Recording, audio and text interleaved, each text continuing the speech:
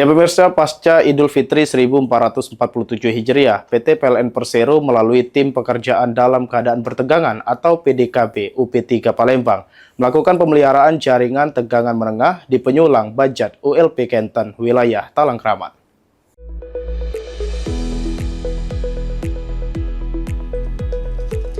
Kegiatan ini dilakukan melalui pemasangan tutup isolator atau cover isolator serta protective sleeve sebagai langkah preventif untuk minimalisir potensi gangguan listrik akibat faktor eksternal seperti sentuhan pohon, kondisi lingkungan, maupun aktivitas hewan.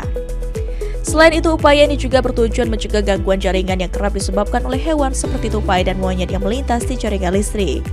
Dengan metode PDKB, seluruh pekerjaan dilakukan tanpa pemadaman listrik, sehingga pelanggan tetap dapat menikmati pasokan listrik secara normal selama proses berlangsung.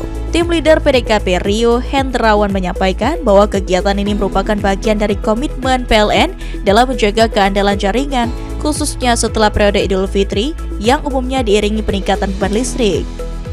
PLN memastikan seluruh personil yang bertugas merupakan tenaga profesional bersertifikasi yang bekerja dengan mengedepankan keselamatan serta standar operasional yang ketat.